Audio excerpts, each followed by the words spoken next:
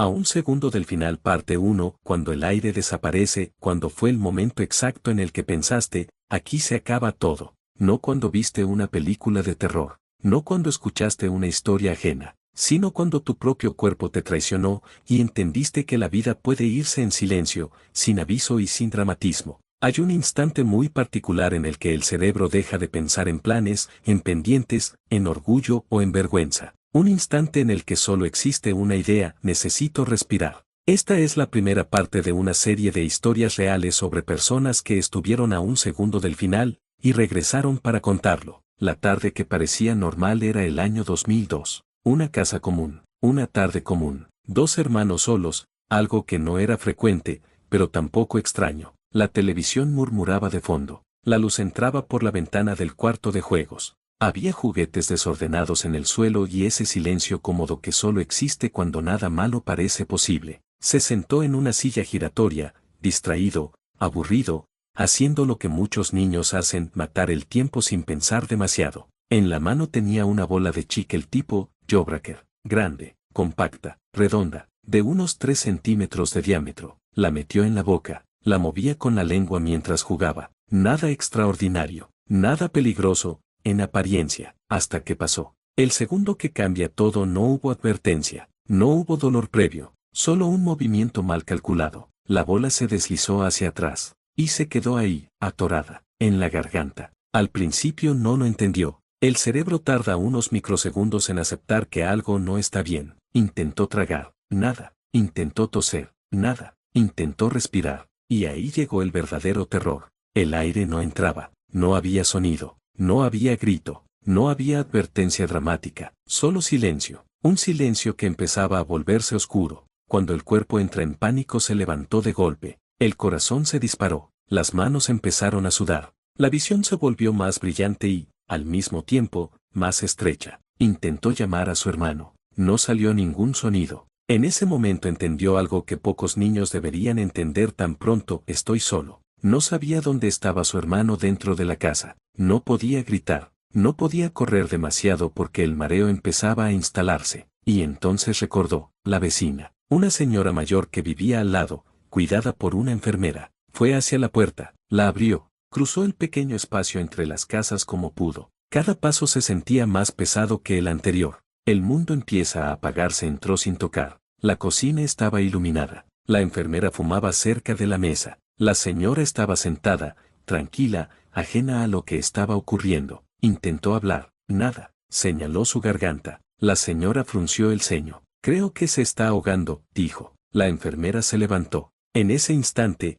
algo empezó a cambiar. La visión comenzó a oscurecerse por los bordes, como si alguien estuviera cerrando lentamente una cortina negra alrededor del mundo. El sonido se volvió lejano. El tiempo se estiró, y apareció un pensamiento completamente nuevo. Aquí me voy a morir. No hubo películas mentales. No hubo recuerdos de infancia. No hubo despedidas internas. Solo una sensación primaria: se está acabando el aire. El regreso. De repente, la bola salió disparada. Rebotó en el suelo de la cocina. Rodó varios centímetros. El aire volvió de golpe. Entró como una explosión. Dolía respirar. El pecho ardía. Las piernas temblaban. Se apoyó en la mesa mientras recuperaba el control. La enfermera lo miraba sorprendida. La señora seguía en silencio, aún procesando lo que había pasado. Logró decir, gracias. Se disculpó por entrar sin avisar, y regresó a su casa caminando lentamente. Lo que nadie ve después: esa noche no hubo ambulancias, no hubo hospital, no hubo titulares,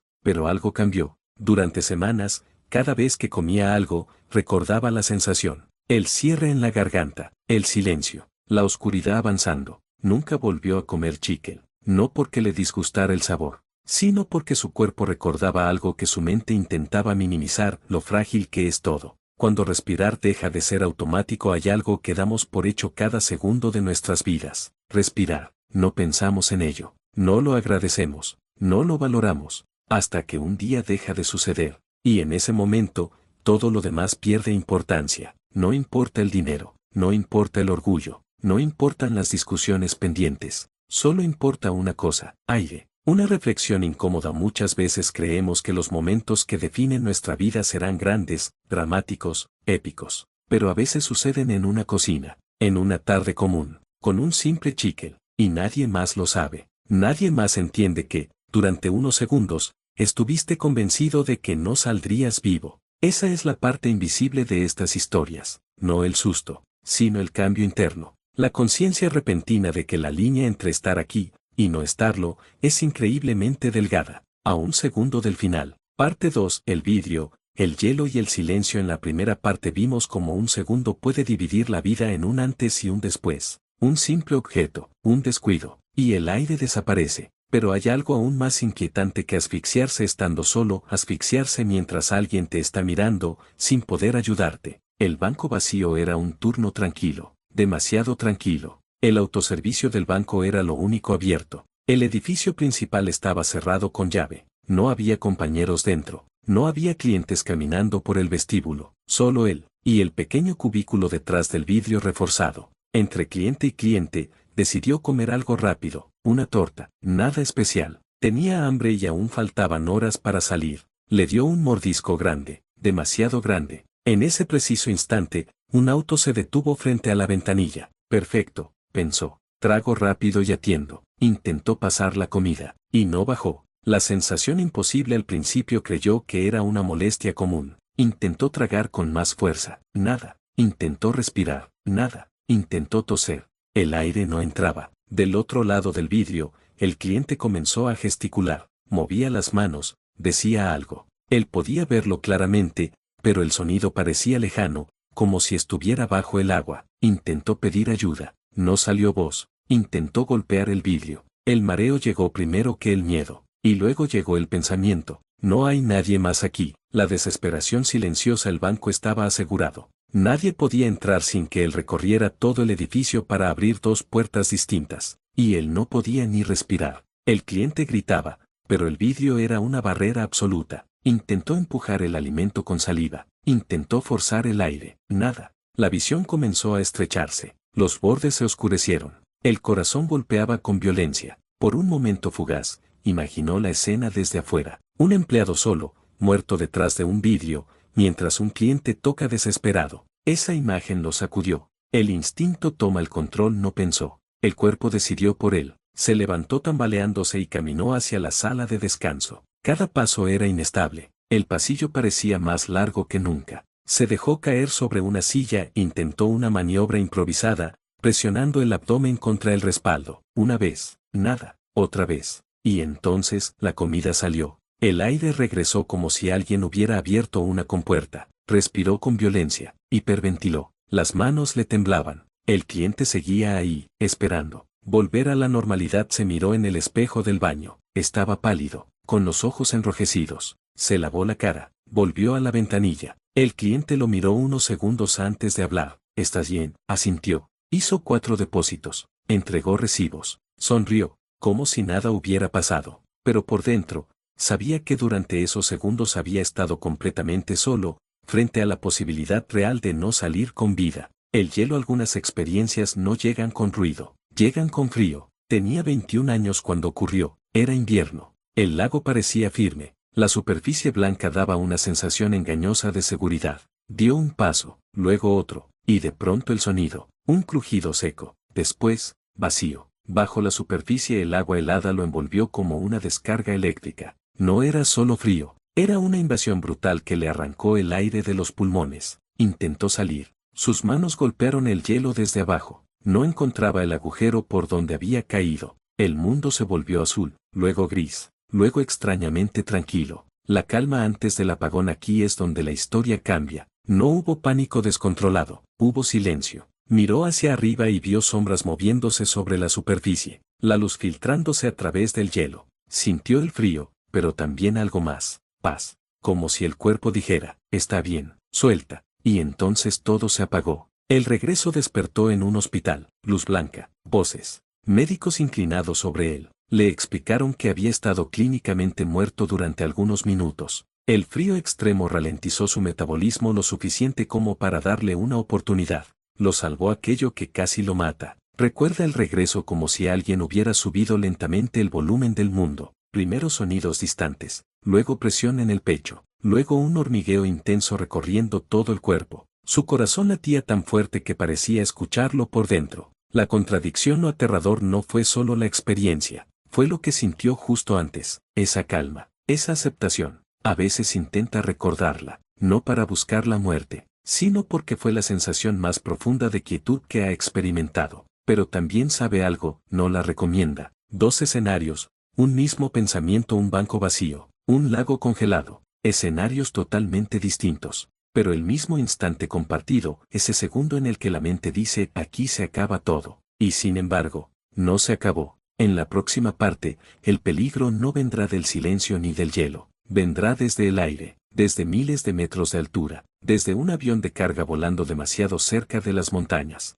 Y esta vez, el margen será de apenas 5 segundos, a un segundo del final. Parte 3. 5 segundos para impactar. Hay una diferencia enorme entre pensar que puedes morir y ver el suelo acercarse a toda velocidad mientras estás dentro de un avión. Algunas personas enfrentan el peligro por accidente, otras lo hacen por decisión propia. Esta es una historia sobre ambas cosas. El vuelo que no quería tomar a principios de los años 2000, trabajaba como especialista en inteligencia de operaciones en la Fuerza Aérea de Estados Unidos. Su función no era pilotar aviones. Su trabajo consistía en preparar informes de inteligencia para las tripulaciones antes de cada misión, amenazas posibles, contramedidas, terreno, riesgos. Era el tipo de persona que analizaba el peligro desde una sala segura, pero durante un curso de tácticas de vuelo a baja altura, surgió la oportunidad de subir como observador a un ejercicio práctico. El avión era un Boeing C-17 Globemaster T3, un gigante de carga, no un caza ágil, no una aeronave diseñada para maniobras rápidas, un monstruo metálico de varias toneladas. Él odiaba marearse, se mareaba en barcos, en autos, en turbulencias ligeras. Por eso, durante casi todo el curso, evitó subir. Hasta el último día, pensó, ¿cuántas veces alguien puede decir que voló entre montañas en un C-17? Aceptó. Dentro de las montañas no estaban volando sobre las montañas de Arizona, estaban volando entre ellas, a baja altura, siguiendo el terreno como si el avión fuera una extensión de la roca. Desde tierra lanzaban misiles simulados llamados Smoky-Sams, que dejaban estelas de humo para simular amenazas reales. Los pilotos gritaban, visual, ejecutaban contramedidas. Todo parecía controlado, todo parecía parte del entrenamiento, y lo más sorprendente, no estaba mareado. Estaba disfrutando. El giro entraron en una maniobra hacia la izquierda. La estela de un misil simulado apareció a la derecha. Ambos pilotos estiraron el cuello para observarla. Seguían el humo, seguían la amenaza. Mientras tanto, el avión seguía girando. Y entonces, por los audífonos, escuchó una palabra, terreno. Pensó que era parte del protocolo. Un aviso rutinario. Un segundo después, el instructor repitió terreno, pero esta vez con una ligera tensión en la voz. Miró por la ventana izquierda, y lo vio. El suelo subiendo debido al ángulo del giro, el suelo no parecía estar abajo, parecía estar frente a ellos, elevándose, acercándose cada vez más rápido. Los pilotos aún miraban hacia la derecha, seguían observando el misil simulado. El instructor gritó, ahora con urgencia real, terreno, terreno, aborten. En ese instante, algo se congeló dentro de él. No fue pánico histérico, fue claridad absoluta. Así se siente. Este es el momento. Pensó en su vida, pensó en lo absurdo de haber subido solo por curiosidad.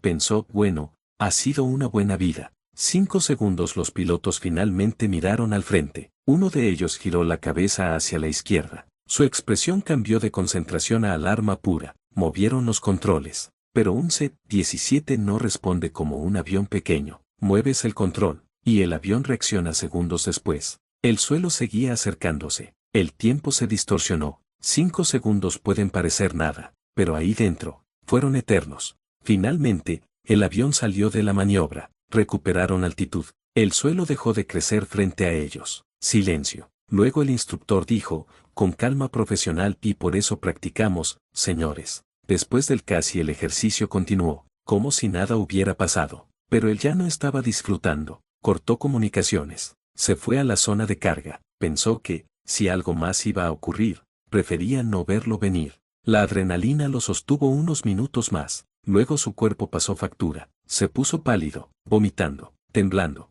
El Loadmaster le pasó un bote de basura, riéndose. Al día siguiente estaba tan deshidratado que dijo que fue peor que cualquier resaca. El aprendizaje invisible. Esa experiencia resumió algo que los pilotos repiten siempre: tu trabajo principal es volar el avión, no mirar amenazas, no impresionar, no demostrar nada, volar el avión, porque la distracción puede costar 5 segundos, y 5 segundos pueden costar todo. En la próxima parte, el peligro no vendrá del aire ni del hielo, vendrá desde dentro del cuerpo: fiebre, pulso descontrolado, desmayo. Porque a veces no es el entorno el que falla, es tu propio organismo, y cuando eso sucede, no hay montaña que esquivar. A un segundo del final. Parte 4. Cuando el enemigo está dentro hay amenazas que puedes ver: una montaña acercándose, una tormenta en el horizonte, un lago congelado bajo tus pies. Pero, ¿qué ocurre cuando el peligro no viene de afuera, sino desde tu propio cuerpo? Cuando no hay ruido, cuando no hay advertencia clara,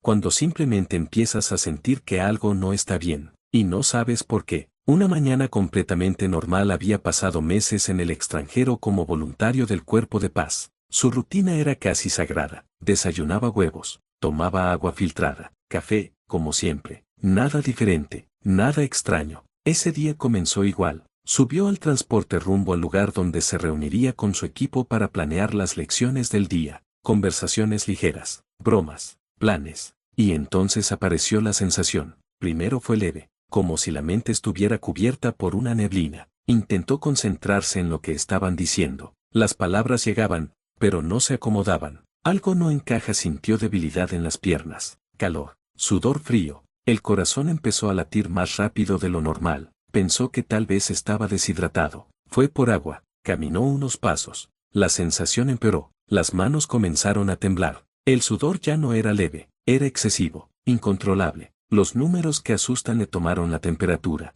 Casi 39 grados. Pulso por encima de 120 latidos por minuto. La mirada de quien sostenía el termómetro cambió. Le aplicaron un antihistamínico. Intentaron estabilizarlo. El mundo empezó a inclinarse. Y perdió el conocimiento. Despertar, para volver a caer. Recuperó la conciencia más tarde. Le revisaron signos vitales nuevamente, y todo se había invertido. El pulso estaba peligrosamente bajo, la temperatura también. De inmediato lo trasladaron al mejor centro médico disponible. Más medicamentos, más pruebas. Y otra vez, oscuridad. El miedo más silencioso despertó aproximadamente un día después. Recuerda a la doctora hablándole. No recuerda qué decía. Solo recuerda algo aterrador. No podía mantener los ojos abiertos. Intentaba mover las manos. Sabía que estaban ahí. Sabía que respondían un poco, pero no tenía fuerza. Intentaba hablar. Nada. El cuerpo estaba presente, pero no obedecía. La sensación de desaparecer. Lo más angustiante no era el dolor, era la debilidad.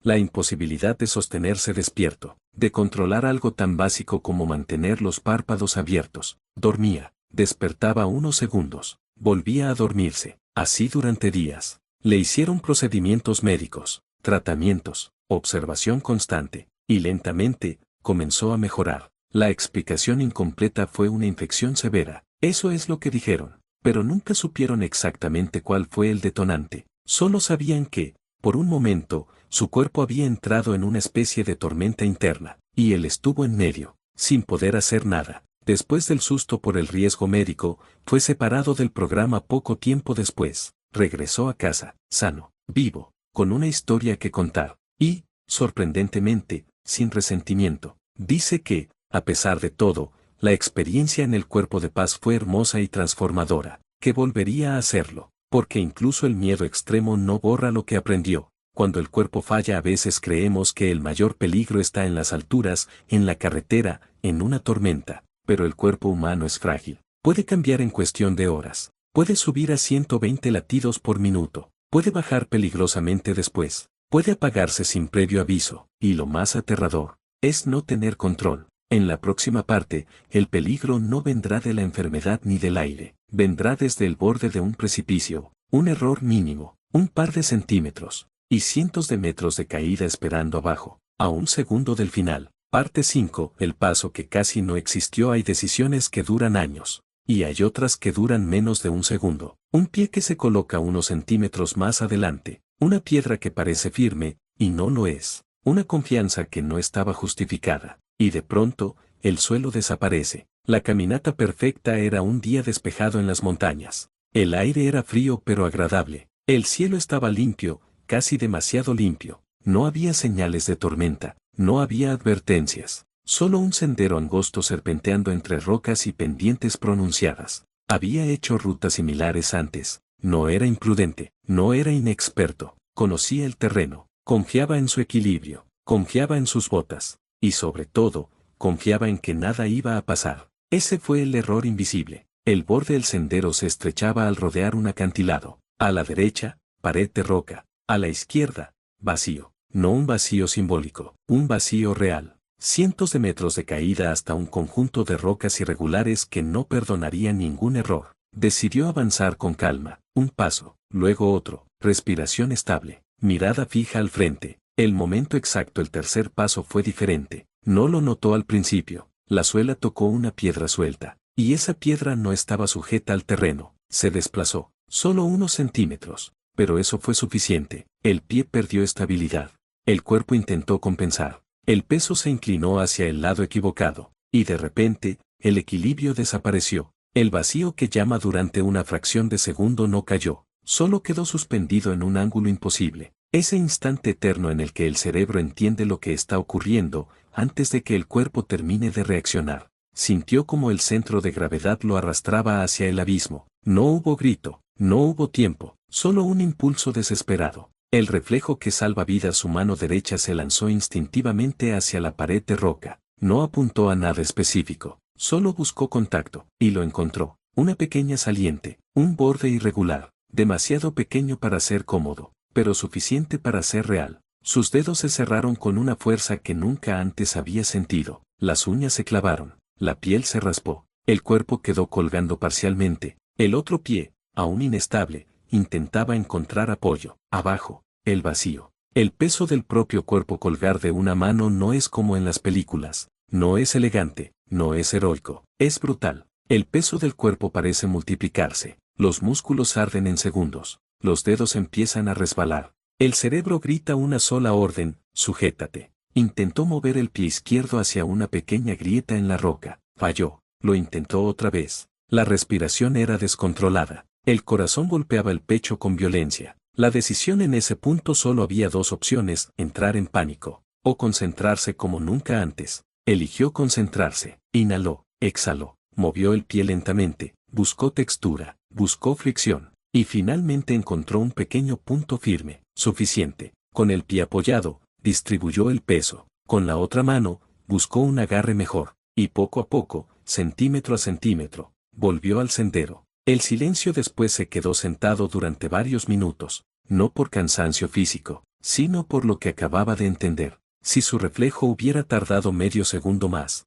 si esa saliente no hubiera estado allí, si la roca hubiera sido un poco más lisa, esa historia habría terminado de forma diferente, muy diferente. Lo que cambia después: volvió a caminar, pero ya no caminaba igual. Cada paso tenía conciencia, cada apoyo tenía intención. Ya no asumía que el suelo estaba ahí para sostenerlo. Había aprendido algo incómodo: la seguridad es, muchas veces, una ilusión momentánea. Y la diferencia entre vivir y caer puede medirse en centímetros. Lo invisible del peligro desde lejos. El sendero parecía hermoso, una foto perfecta, naturaleza pura, aventura. Pero nadie que viera esa imagen podría notar el punto exacto donde casi todo terminó, porque el peligro no siempre se ve. A veces está escondido en una piedra pequeña, en un paso automático, en una confianza excesiva. En la próxima parte, el escenario cambia otra vez. No habrá montañas, no habrá hospitales, habrá una carretera, velocidad, metal, y una fracción de segundo que separa un viaje normal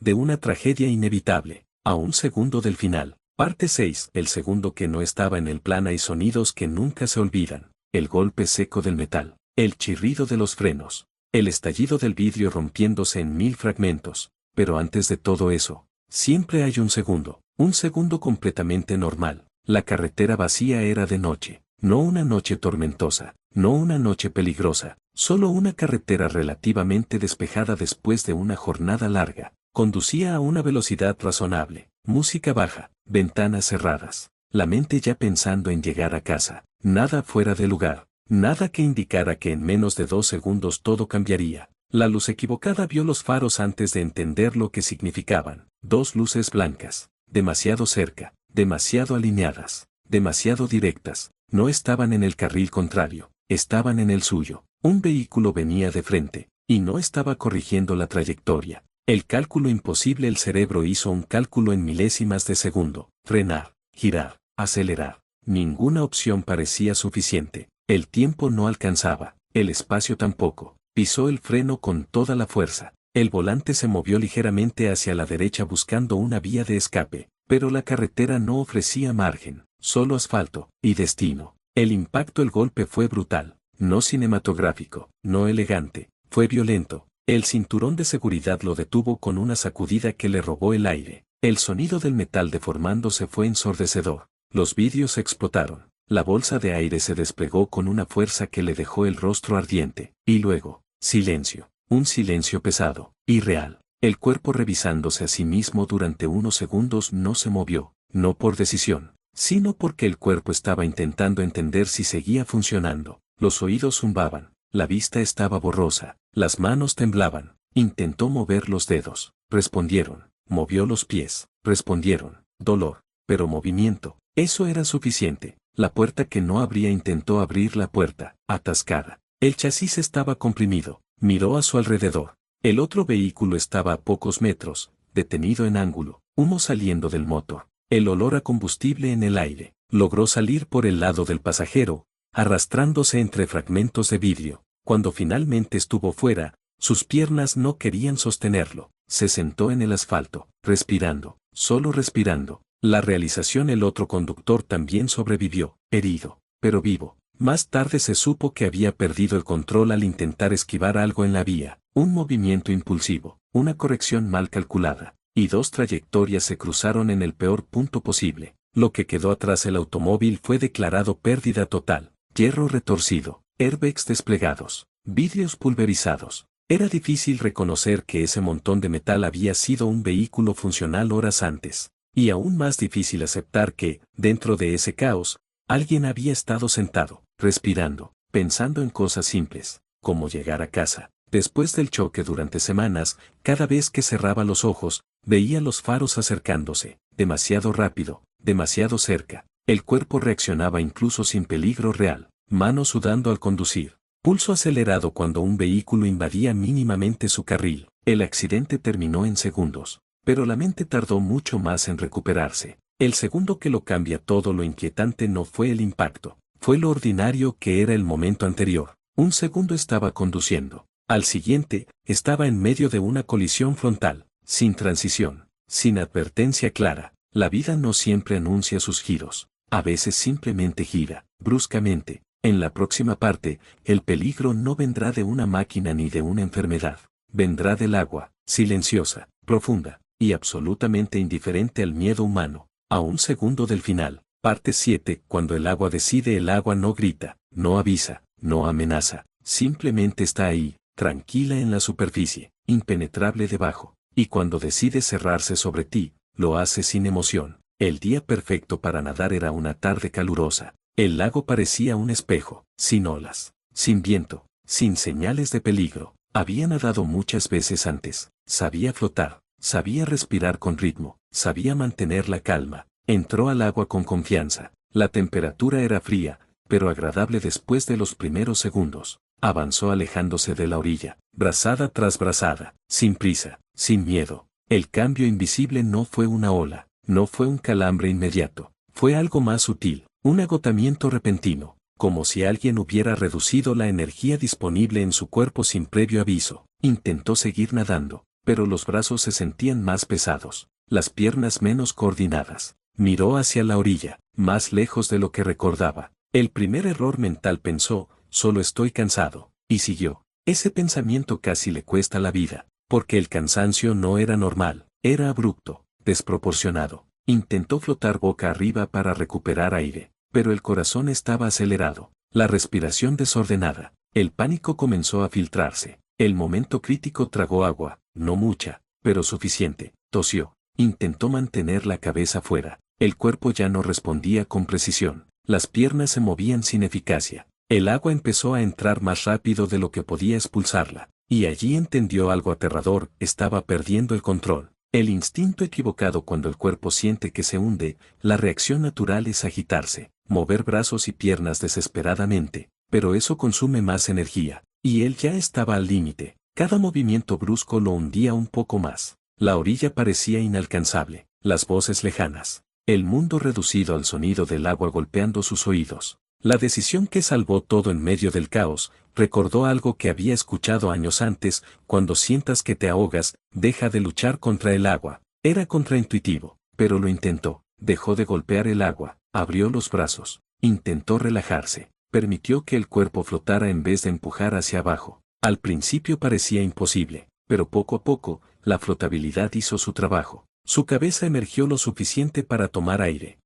Lento, profundo. El regreso no nadó con fuerza, no luchó, se movió despacio, conservando energía, buscando dirección sin entrar en pánico. Cada metro parecía eterno, pero avanzaba. Cuando finalmente tocó el fondo con los pies cerca de la orilla, sus piernas casi colapsaron. Salió del agua tambaleándose, se sentó, y tembló, no de frío, de comprensión. Lo que el agua enseña, el lago seguía igual, calmo, brillante, indiferente. Nadie que mirara desde lejos habría imaginado lo que ocurrió a pocos metros de la superficie, porque el agua no muestra intención, no odia, no decide, simplemente responde a la física, y la física no negocia. Lo que quedó después: durante semanas evitó nadar lejos de la orilla. Aprendió algo esencial: la confianza sin respeto es peligrosa. El agua puede sostenerte, pero también puede agotarte en silencio, y entre la seguridad y el hundimiento, a veces solo hay una decisión mental. En la última parte, el peligro no vendrá de la naturaleza ni de la carretera, vendrá de un lugar inesperado, un lugar cotidiano, un lugar donde nadie espera que la vida pueda terminar, y aún así, casi termina, a un segundo del final. Parte 8. El lugar donde nadie mira el peligro. Creemos que el riesgo vive en lo extraordinario, en montañas, en carreteras, en lagos profundos, pero a veces, el momento más cercano al final ocurre en el lugar más común del mundo. Un lugar donde te sientes completamente seguro, tu propia casa. Una noche cualquiera, no había tensión, no había prisa, solo rutina. Había llegado tarde del trabajo, preparó algo ligero de cenar, revisó el teléfono, respondió un par de mensajes. El día había sido largo, el cuerpo pedía descanso. Decidió tomar una ducha caliente antes de dormir. Nada fuera de lo normal, nada que sugiriera que esa decisión cotidiana estaba a segundos de convertirse en algo mucho más serio. El detalle ignorado: el calentador de gas había estado funcionando sin problemas durante meses, sin ruidos extraños, sin olor fuerte, sin señales obvias. Entró al baño, cerró la puerta, el vapor comenzó a llenar el espacio, agua caliente cayendo, relajación, silencio. La sensación extraña al principio fue leve, un ligero mareo. Pensó que era el cansancio del día. Apoyó la mano en la pared, respiró profundo. El aire se sentía pesado, pero el vapor lo hacía difícil de notar. Siguió duchándose. Un minuto más, solo uno más. El cuerpo avisa, pero tarde. El mareo aumentó. La vista comenzó a nublarse en los bordes. Un zumbido suave en los oídos. Intentó abrir más los ojos. Intentó enfocarse, pero la cabeza ya no estaba clara. Se inclinó ligeramente hacia adelante, y en ese momento entendió algo instintivo: esto no es normal. El enemigo invisible, el problema no era el agua, no era el cansancio, era el aire. Una fuga pequeña y silenciosa de gas estaba afectando la ventilación. No había olor evidente, no había humo visible, solo menos oxígeno del que el cuerpo necesitaba, y el cuerpo empezaba a apagarse. El segundo decisivo intentó moverse hacia la puerta. Sus piernas se sentían pesadas,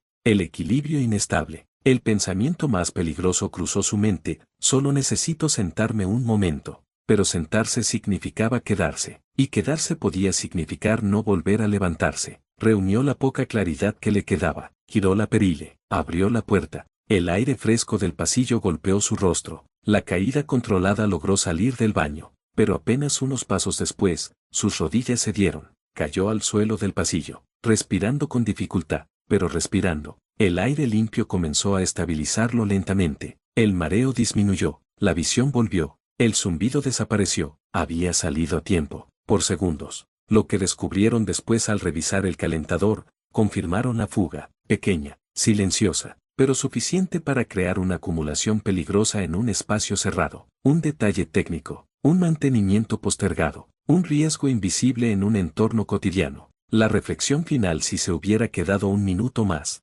si hubiera decidido sentarse bajo el agua caliente, si no hubiera abierto la puerta, la historia habría terminado sin ruido, sin dramatismo, solo silencio. Y eso es lo que más impacta. Muchos de los momentos más cercanos al final no son explosivos, son sutiles, disfrazados de normalidad. Lo que todas estas historias tienen en común: una infección inesperada, un paso mal apoyado, un vehículo en el carril equivocado, un cuerpo agotándose en el agua, un gas invisible en una habitación cerrada. En cada caso, la diferencia entre vivir y no hacerlo fue mínima, un reflejo, una decisión mental, un segundo más de conciencia. La vida no siempre se define en años, a veces se define en instantes, y esos instantes no anuncian su llegada. Si te gustó este video y quieres ver más historias como esta, no olvides apoyar el contenido y seguir para más relatos reales que nos recuerdan lo frágil y valiosa que es la vida. Gracias por quedarte hasta el final. Recuerda que las historias completas siempre están en mi perfil, sin importar en qué plataforma estés. Suscríbete a nuestro canal en YouTube, Historias Curiosas, y síguenos en Facebook como Historias de Reddit. No te pierdas la próxima historia.